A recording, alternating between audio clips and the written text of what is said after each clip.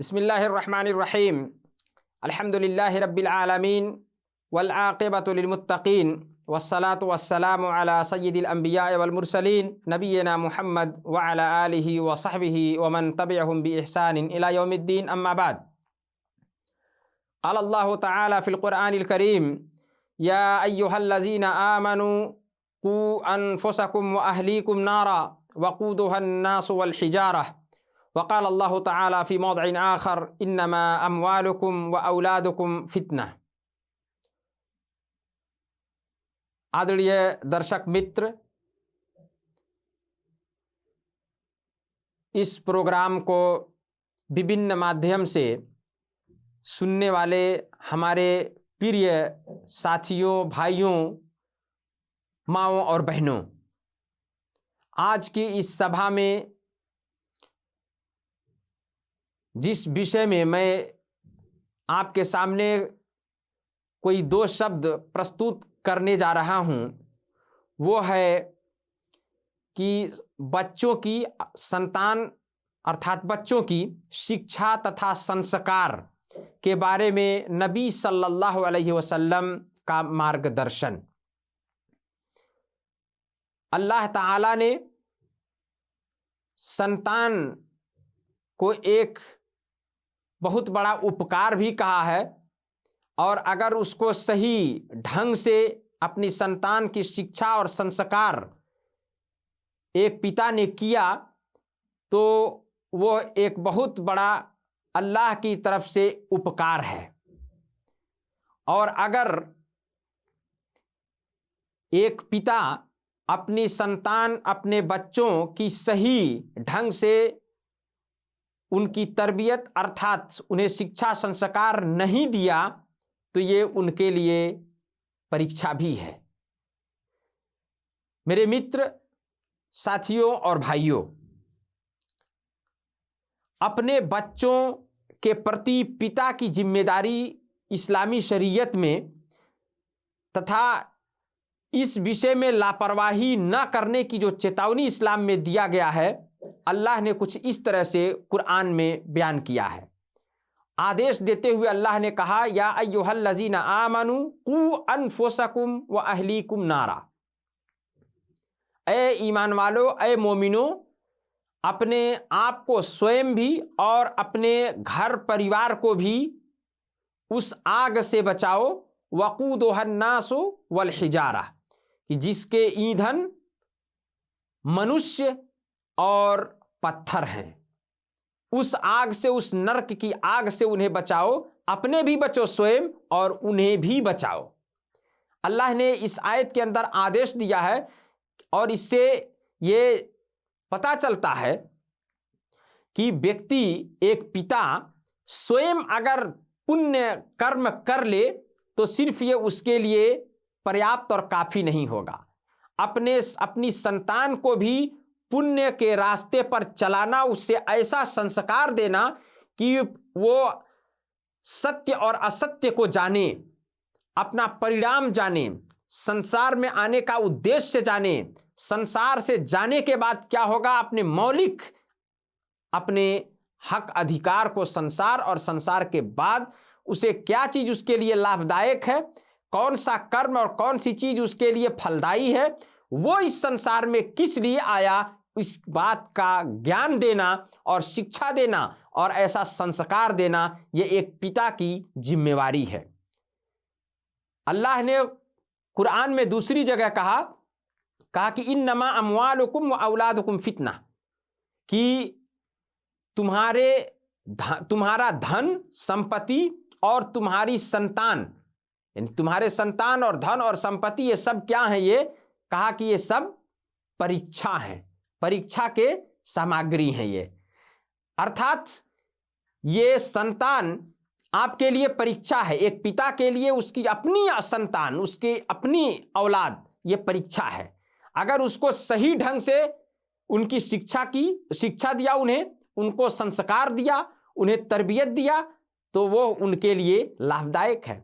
यहाँ तक कि मरने के बाद भी, मृत्यु पश्चात भी क्या होगा, इसका लाभ उसे अपनी संतान को अच्छे संस्कार देने का लाभ उसे मिलेगा पुण्य के रूप में। अल्लाह के नबी सल्लल्लाहु अलैहि वसल्लम की एक हदीस है, अबू हुरैरा रज़ी अल्लाह ताला अन्हु वर्णन करता है, बयान करते हैं कि अल्लाह के रसूल सल्लल्लाहु अलैहि वसल्लम ने फरमाया कि इज़ा मात अल इंसान इनक़ता अमलुहु इल्ला मिन सलास, कि जब कोई मनुष्य मरता है तो उसके सारे कर्म के अवसर बंद हो जाते हैं। अब उसे पुण्य कार्य हो या दुष्कार्य हो, अब कुछ भी नहीं, बंद। हाँ, 3 चीजें हैं जो उसको उसके मरने के बाद भी उसको पुण्य मिलता रहता है। और नबी सल्लल्लाहु अलैहि वसल्लम ने कहा कि सदका जारिया है एक, इल्ला मिन सदकातिन जारिया, सदका जारिया ऐसा कोई दान किया है जिस दान का लाभ लोग उठाते रह रहे हैं। कोई नल लगा दिया, रास्ता बनवा दिया, जहां लोगों को दुख और तकलीफ होती थी आने जाने में, रास्ता बनवा दिया, नल लगा दिया, लोगों के पानी पीने की चीज हो गई। अब जब तक वो लोग उससे पानी पिएंगे, लोग उस रास्ते पर चलेंगे, लाभान्वित होंगे, फायदा उठाएंगे, तब तक उसको गरचे मर गया वो, लेकिन उसको उसका पुण्य मिलता रहेगा। इसी प्रकार कहा औ इल्मिन युन्तफ़अ बिह, या कोई ऐसा ज्ञान छोड़ करके गया है कि जिस ज्ञान और जिस शिक्षा से लोग फायदा और लाभ उठाते हैं। कोई किताब लिख दिया, बच्चों को शिक्षा दी, इस्लाम सिखाया, अल्लाह कौन है, अल्लाह के बारे में हमें किस लिए हम आए हैं, मौलिक शिक्षाएं, और ऐसी शिक्षा जो उसके लिए संसार और परलोक दोनों जगहों पर उसके लिए लाभदायक है। तो ये उसके मरने के बाद भी जितना ये लोग पुण्य कार्य करेंगे उसकी पाई हुई शिक्षा से, या लोग उस शिक्षा से फायदा उठाएंगे, उतना ही इसको पुण्य मिलता रहेगा। तीसरी बात जो नबी सल्लल्लाहु अलैहि वसल्लम ने कही वो कि औ वलदिन सालिहिन यदउ लह, या नेक और असल और सज्जन संतान, लड़का, जो इस व्यक्ति के मरने के बाद भी वो लड़का उसका संतान है, उसने इसको ऐसा संस्कार दिया है कि अपने लिए भी दुआ करता है और उसके लिए भी दुआ करता है। जो उसके लिए दुआ करे, पुण्य कार्य करे, अल्लाह से डरे, हलाल और हराम के बीच अंतर को कायम रखते हुए अपने संसार के जीवन को निभाए और गुजारे। तो जितना पुण्य ये करेगा और दुआ करेगा, इसकी दुआ, इसका पुण्य उसे भी प्राप्त होगा मरने के बाद भी। सही मुस्लिम की हदीस है।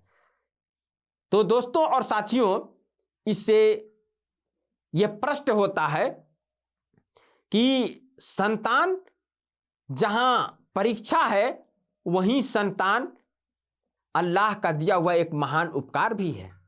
आज अगर जिसको संतान नहीं है तो वो समाज उसको दबाता है, समाज उसको, जबकि ये करना नहीं चाहिए, लेकिन एक उसकी शान होती है जिसको अल्लाह इतनी बड़ी कृपा उसके ऊपर करता है, उसे संतान प्रदान कर देता है, संतान दे देता है। तो मेरे मित्रों और साथियों, एक पिता की जिम्मेवारी अपने बच्चों के प्रति इस्लाम ने जो निर्धारित की है वो ये कि सिर्फ स्वयं अपने पुण्य कार्य व्यक्ति करे और अपने संतान पर ध्यान न दे।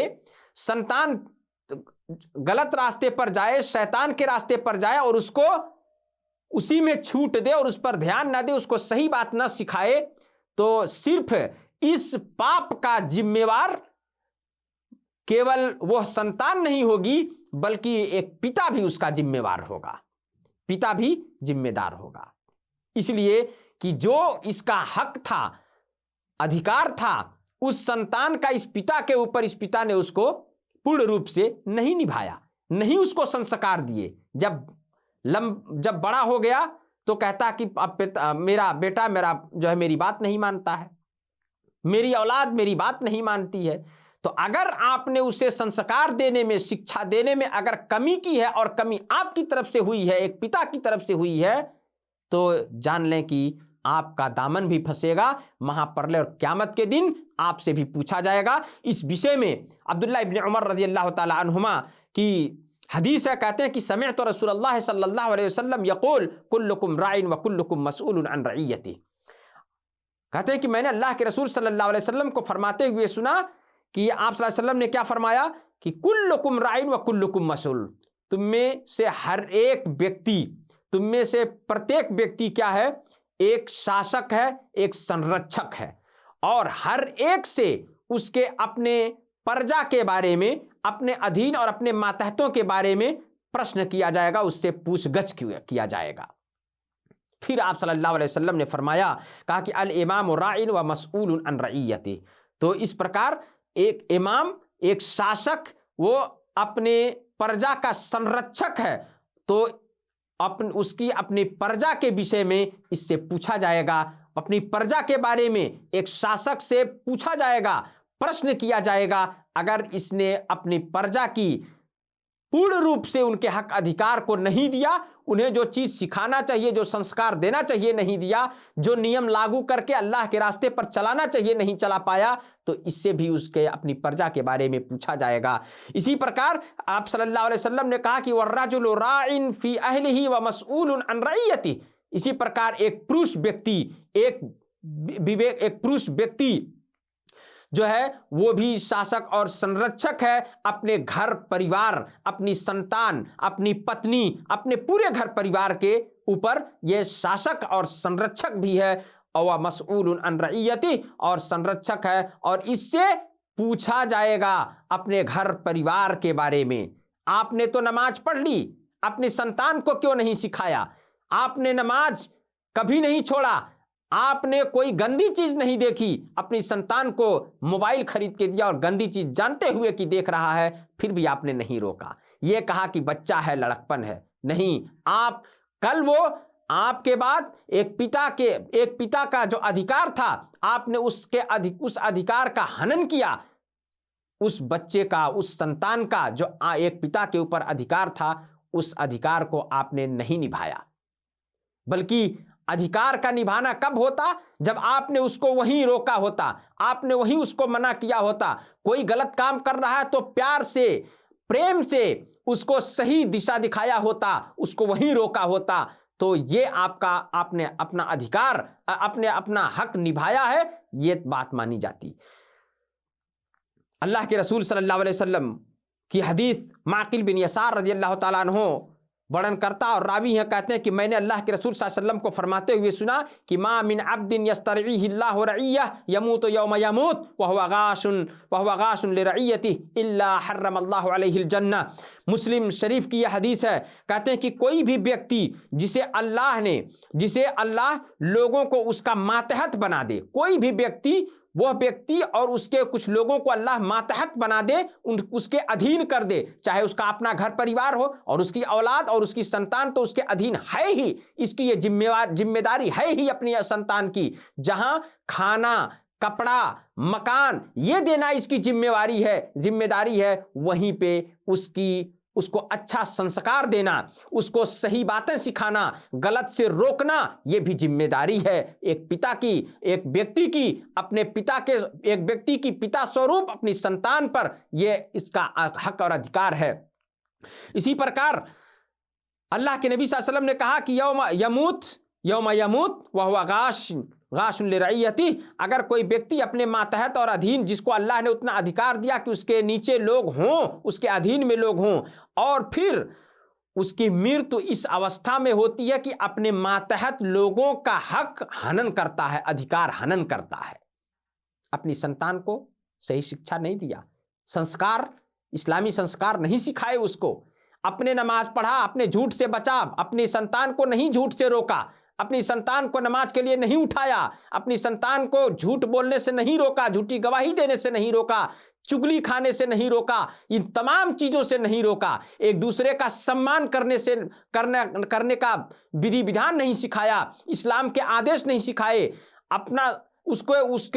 उसे उसके सत्य सृष्टिकर्ता अल्लाह के बारे में शिक्षा नहीं दिया, किस लिए संसार में आए मूल उद्देश्य नहीं सिखाया, ये बुनियादी और असल चीजें नहीं सिखाई, तो ये उसके साथ उसके हक और उसके अधिकार का हनन माना जाएगा। और अल्लाह के नबी सल्लल्लाहु अलैहि वसल्लम ने कहा कि अगर कोई हनन करते हुए हक अधिकार, अपने मातहतों का हक अधिकार का हनन करता है और इसी अवस्था में उसकी अगर मृत्यु होती है तो अल्लाह ने उसके लिए जन्नत को, उसके लिए स्वर्ग को हराम कर दिया है, अर्थात वो स्वर्ग में नहीं जा पाएगा। मेरे मित्रों, भाइयों और बहनों, संतान एक पिता की जिम्मेदारी है। संतान को अच्छे संस्कार देना और साथ ही साथ उन्हें स्नेह और प्यार देना, उन्हें उनके साथ अच्छा व्यवहार करना, यह भी एक पिता की अपनी संतान पर उत्तरदायित्व है, जिम्मेदारी है। अनस रज़ियल्लाहु ताला अन्हु का वर्णन है, वो कहते हैं कि कान रसूलुल्लाह सल्लल्लाहु अलैहि वसल्लम अहसनन नास खुलुकन, अल्लाह के नबी सल्लल्लाहु अलैहि वसल्लम नैतिकता में सभी लोगों में सबसे उत्तम थे, अखलाक में, नैतिकता में, व्यवहार में सबसे उत्तम थे। अहसनन नास, हमारे लिए हमारे नबी का जीवन, नबी का हर एक कर्म हमारे लिए प्रेरणा है। मेरे भाइयों, मेरी माओ और बहनों, हमें अपनी संतान को, हमारा बच्चा जब छोटा होता है और गाली देता है तो आज माता पिता हंसते हैं कि अरे गाली दे ले रहा है। ये आपने संस्कार, उसको अच्छा संस्कार नहीं दिया। वहीं आपको यह सिखाना कि कैसे प्यार से बोले। गाली देना मना है, गाली एक जुर्म है, गाली एक पाप है, यह बताना हमारी जिम्मेदारी थी, माता पिता की जिम्मेदारी थी। और माता पिता ने अगर वहां उस बच्चे को नहीं रोका और उस पर हंसे तो बच्चे को और मनोबल बढ़ता है और गालियां देता है। उसके बाद और बड़ा होता है और दूसरों को गालियां देता है और बड़ा होता है तो आपकी बारी आती है और माता पिता को भी गाली देने लगता है। तब माता और पिता कहते हैं कि हमारी बात नहीं मानता, हाथ से निकल गया।